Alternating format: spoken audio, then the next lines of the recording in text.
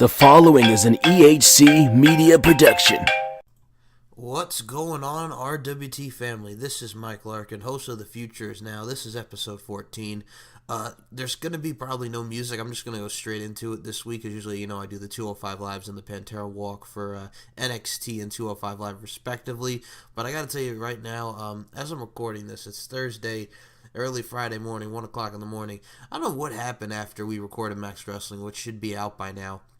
And I gotta say, guys, listen to me channel my dark side and Amir Blackman Costello. Shout out to Amir and the creator behind RWT and the guy who I thank very much for giving me the platform to do the Future Is Now.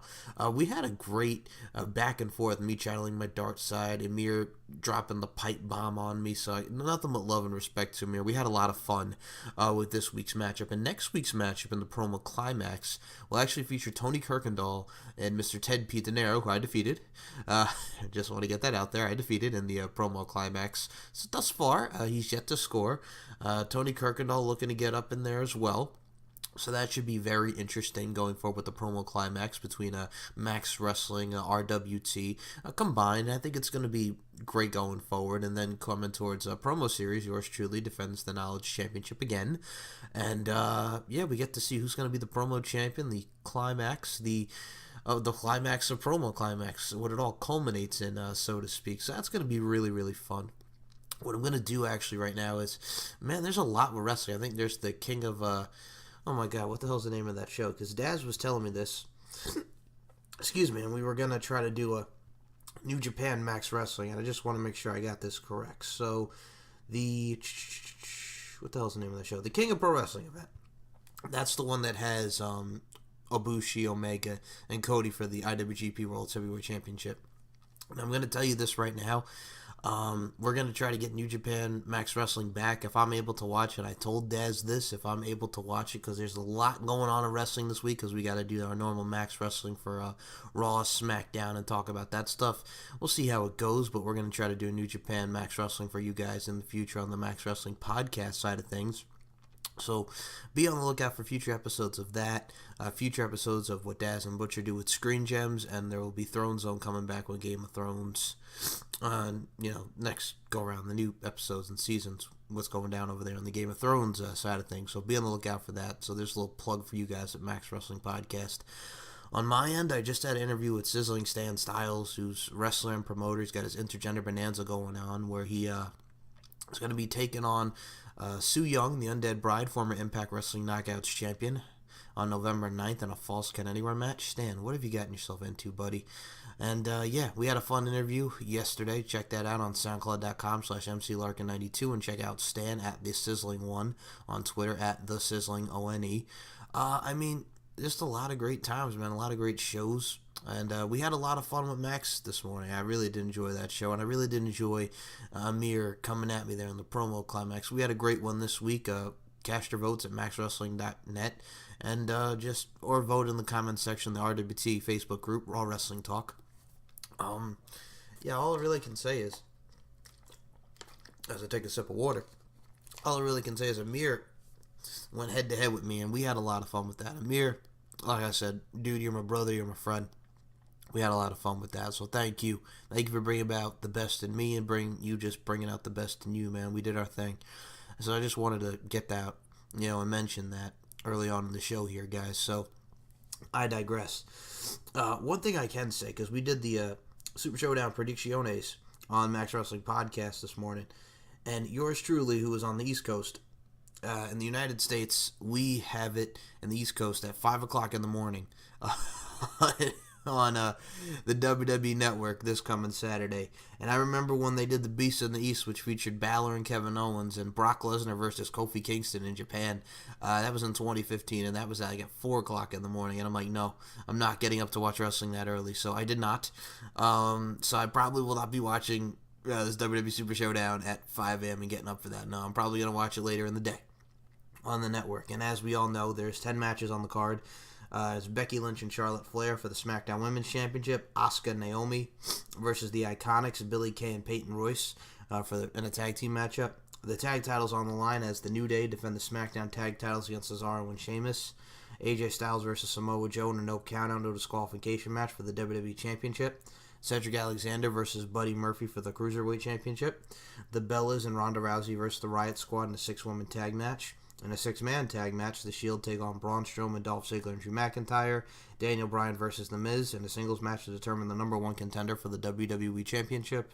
Bobby Lashley and John Cena versus Elias and Kevin Owens. And then for the last time ever, Triple H with Shawn Michaels in his corner versus The Undertaker with Kane in his corner. So that's this coming Saturday's WWE Super Showdown. Then we got Evolution coming up, which there's going to be, this whole month is just filled with wrestling. There's, this week is the Super Showdown. Next week is Bound for Glory for Impact Wrestling. And then the following 2 weeks right after that, or even like 2 weeks after that is WWE Evolution, October 28th on the WWE Network. And as of right now, we do know that all women's championships will be on the line. Raw Women's Championship, SmackDown Women's Championship, NXT UK Women's Championship, and the NXT Women's Championship. They did announce that match. We are going to get Kairi Sane versus Shayna Baszler in a rematch for the title. We're going to get the Mae Young Classic Tournament Final. And if anybody has not watched the Mae Young Classic this week, it was a great start to round 2, and go out of your way to watch Miko Satomura versus Mercedes Martinez. That was a great match. So we're going to get the final of that. And the other matches that they announced, obviously, there's Alexa Bliss versus Trish Stratus and Lita versus Mickie James. So that's Evolution right about now. And I'll touch upon Bound for Glory recently because I did also watch Impact tonight. Impact was a solid show. You know, it was okay. They're doing their thing in Mexico. One of the new matches they did announce is they're now a tag team. Ethan Page, All Ego Ethan Page, who we saw in the 0 Hour All-In Battle Royal to determine the number one contender, see who would face Jay Lethal at that night for the ROH World Heavyweight Championship, which turned out to be Flip Gordon winning that matchup. Matt Sydal and Ethan Page are going to take on Rich Swann and a partner of his choosing. So that should be very interesting to see where that goes and who's going to be Rich Swann's tag team partner. We got Tessa Blanchard defending the Knockouts Championship against Taya Valkyrie, the wife of Johnny Impact, and who's great in Lucha Underground Mexico. And Tessa Blanchard has got so much talent since her time in the Mae Young Classic, and she's just doing her thing. She's only been in the business for a very short time, but she's just amazing, the daughter of Tully Blanchard. We got Eddie Edwards versus Moose in a grudge match. We got an OVE rules match with Ohio versus Everything, Dave and Jake Christ and Sammy Callahan versus Brian Cage, Phoenix, and Pentagon Jr. We got LAX, Santana Ortiz, and Conan versus the OGs, the team of Eddie Kingston, Hernandez, and Homicide in a concrete jungle death match. And the main event for the Impact World Heavyweight Championship, it's Austin Aries versus Johnny Impact. So those are the 6 matches announced so far for Bound for Glory. We got MLW October 4th tapings. Then it's Bound for Glory. Then it's Evolution. Japan. There's this whole month is just wrestling galore. So now let me talk to y'all about what we got tonight. We're going to be talking about NXT. We're going to be talking about 205 Live. 205 Live will be a little shorter because there's only 2 matches on the card. So we started off with Drake Maverick mentioning the Cruiserweight title match in Melbourne, and we'll see how they're preparing for the match. Akira Tozawa's going to face Jack Gallagher, and Kalisto's going to fight TJP. And then, we start off with Akira Tozawa and Jack Gallagher, which was great. Gallagher working over him, the chain wrestling, the joint manipulation. The finish came where Gallagher goes to the turnbuckles for a superplex, but Tozawa sends Gallagher to the mat. And then Tozawa hits the Dick Togo senton off the turnbuckles for the 1, 2, 3, and Akira Tozawa is your winner. It was a very good match. It was very solid. We've seen these guys wrestle a lot, and they never disappoint as far as their in-ring technique and the overall style. They have a great dynamic with each other. After the matchup, Drew Gulak gets on the mic and he says it's come to his attention that their team is not living up to its full potential. Drake tells Jack and Brian, as well as the simple people in attendance, that it's time for his favorite learning tool and it's time for his PowerPoint presentation. I can't yell it, but I love it. It's great to see the PowerPoint presentation back. We go to a slide number 10, and that is No Mercy. He says Mercy has its place, but it's not in this ring. Cedric Alexander was dead to rights many times, and he kept his title. They showed Mercy. Mercy is weakness. Starting right now, the team has no place for weakness, no place for sentimentality, no place for weak links, no place for former Cruiserweight champions who have lost their edge, no place for people who are keeping him back and are no more than dead weight.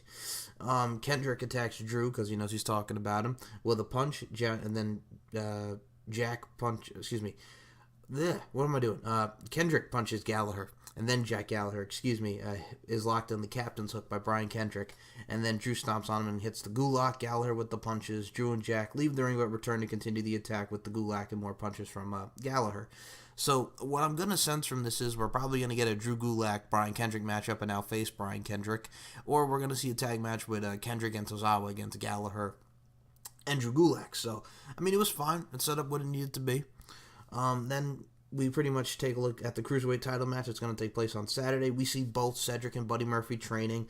Cedric says he's willing to dig deeper. Buddy makes him want to be more successful. You will not make your name at his expense. Cedric says that this match makes or breaks him. And again, more training regime from Cedric Alexander. Same with the training regime and the resume of Buddy Murphy. He says the age of Alexander will fall and he will walk out of Melbourne as the next Cruiserweight champion. We go back with Drake Maverick, who's asked about the match between Hideo Itami and Mustafa Ali, which ended in a double countout.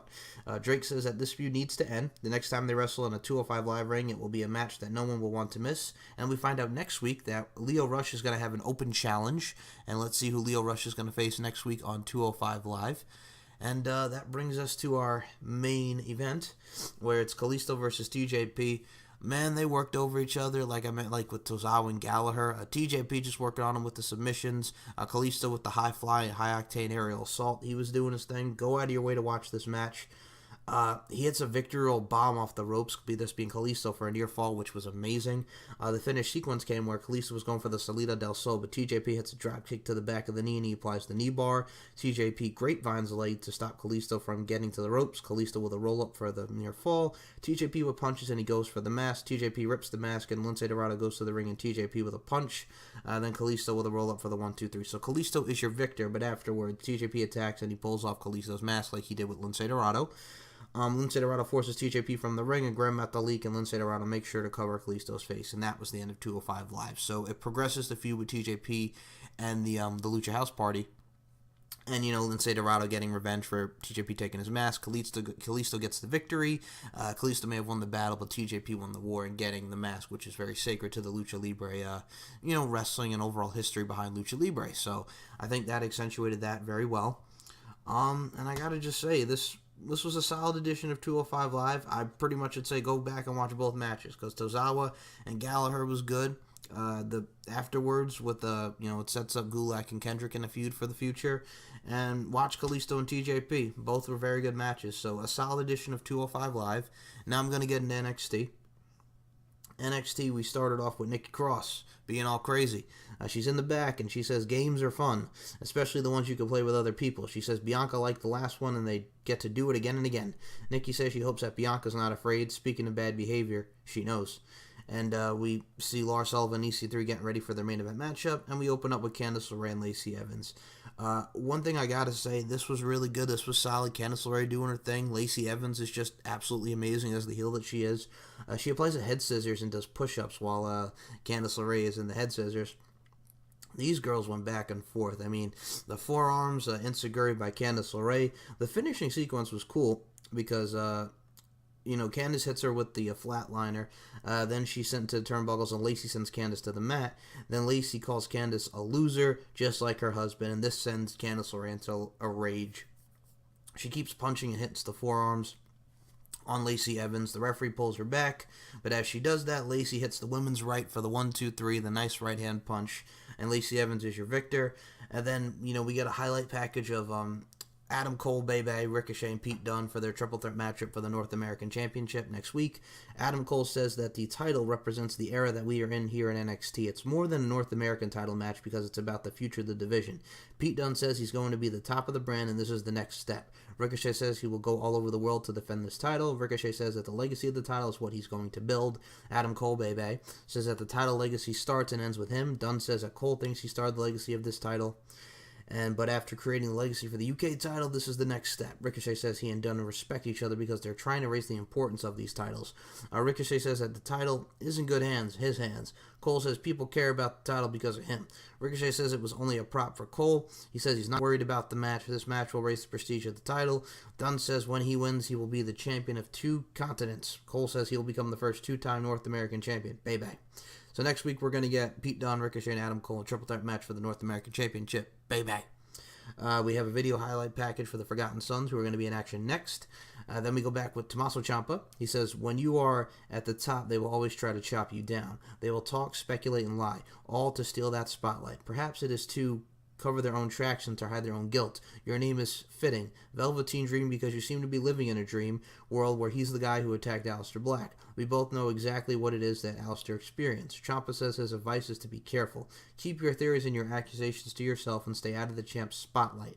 Velveteen Dream says he's the guy who ended the fairy tale and exposed the mystique. He could be the guy who turns the dream into a nightmare. Great promo from Ciampa. That leads us to our next matchup, where it's the Forgotten Sons, Jackson Ryker, Steve Cutler, and Wesley Blake against Tony Kirsch, Vinnie Mixon, and Caesar Rise. We start off with Ryker and Rise. Ryker hits Rise with a forearm. Ryker hits the Uranagi on the Mixon. Steve Cutler tags in, hits a drop kick into the Tree of Woe, and then Blake hits the Cannonball, which is a great double team sequence. Blake puts Mixon in an armbar, runs the forearm across the face.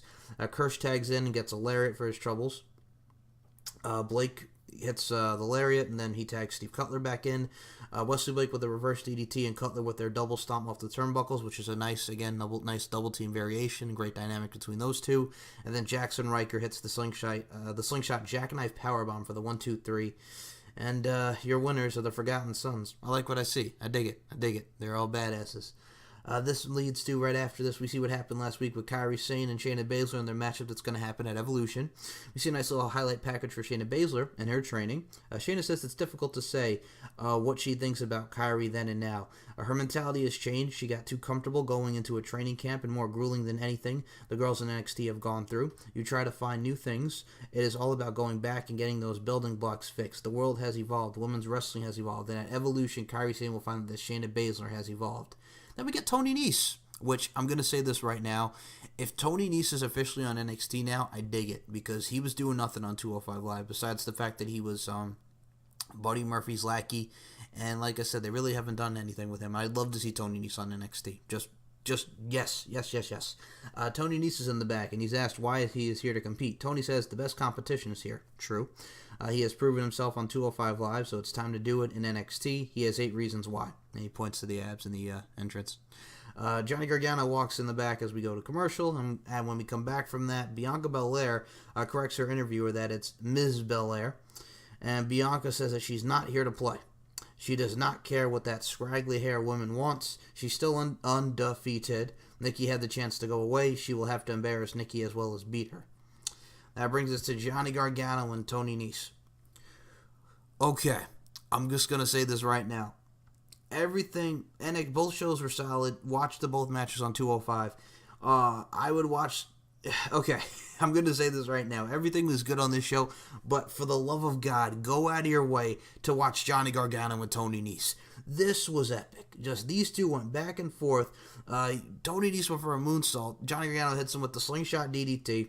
These two just broke it down, and they were really good. It was like watching Tony Nese in the Cruiserweight Classic. The finishing sequence comes where Tony Nese hits him with the the gut buster and just everything that he's doing there. He hits him with the pump handle, slam, and then Nese gets the 450, which is his finisher that we've seen many a times besides the Nese to Nese, and he gets a near fall.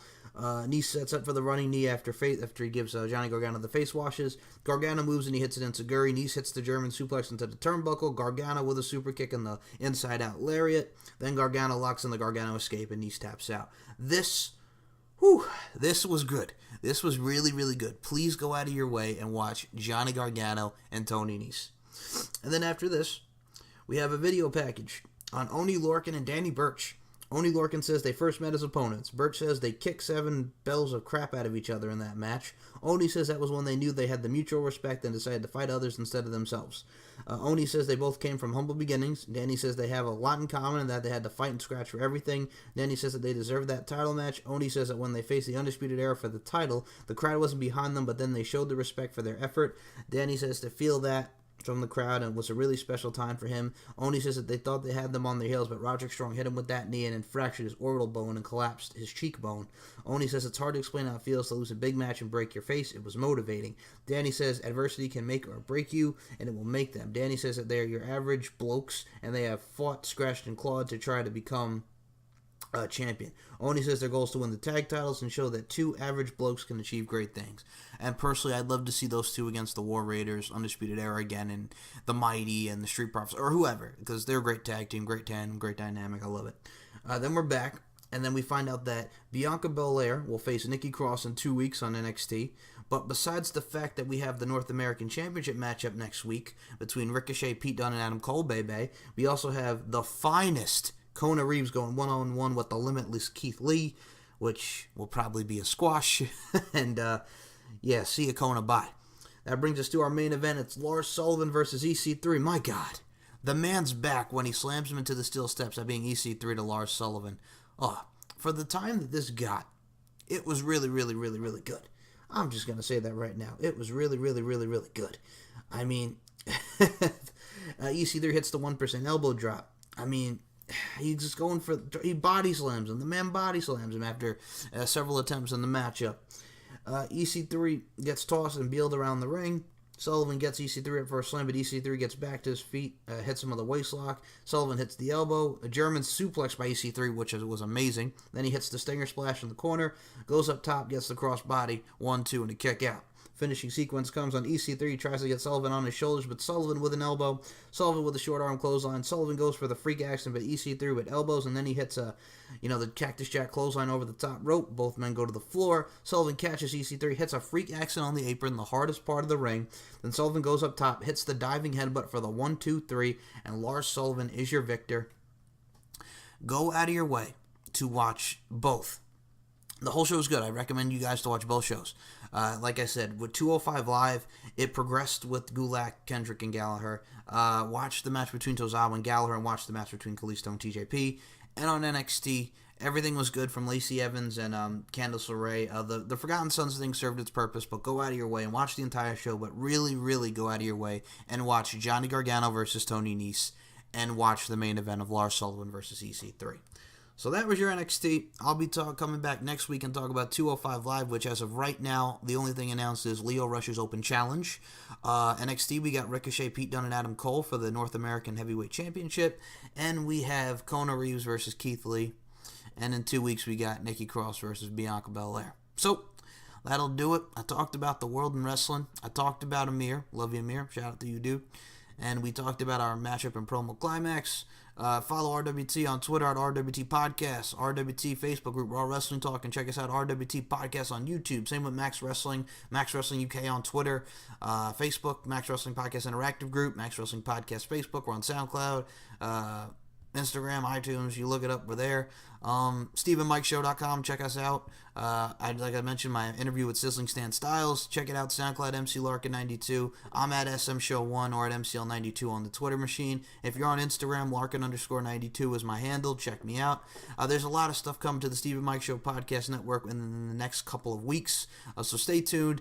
Guys, thank you so much. I'm going to go to bed and get my ass some rest because I'm tired. My nose is stuffy and I'm feeling like crud. But I want to get this review out of you guys and talk some wrestling. And God bless my friends. Much love to Max Wrestling and RWT. Much love to each and every one of you. And I'll talk to you next time. Talk to you next week. God bless. Have a great night. And I'm out.